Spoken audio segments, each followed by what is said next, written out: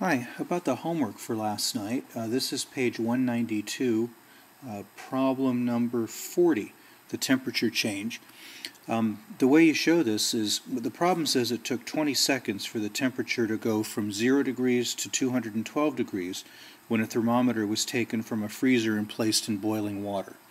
So we know the starting point and the end point for these, or for the water. We know that it starts down here at 0, 0. And it finishes up here at the point 20 seconds, 212 degrees.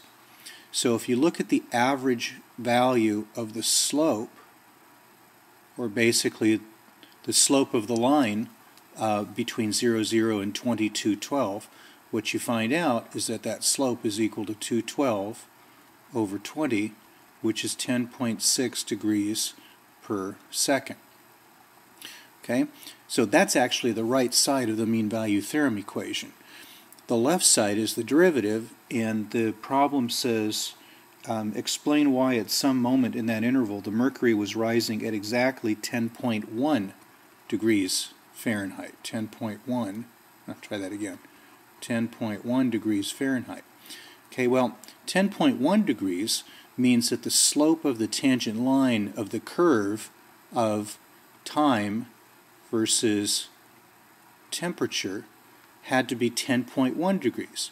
If you assume that the thermometer moved instantly from the freezer over to the boiling water, okay, on this side of 0, the temperature is not changing because it's in the freezer. And then whammo, it gets put in the boiling water. It's not going to go directly up to this point.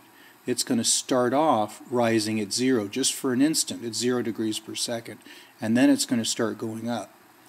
Okay, but if it goes up, in order to get to this average value of 10.6, it's going to have to cross that line at some point, and then it's going to end up flattening out. Because remember, it has to start here and it has to end here. If you know that it's going to start out rising less quickly than 10.6 degrees per second, it's going to start out going flat like that and then up. It's going to have to cross and it'll come back up like that. So you know that 10.1 degrees, the slope of that tangent line, 10.1 degrees, is going to have to happen like maybe here someplace and maybe right about here. But you know it's going to have to cross that point twice, cross that 10.1 degree slope. So that's how you prove that. It's kind of a smoke and mirrors problem.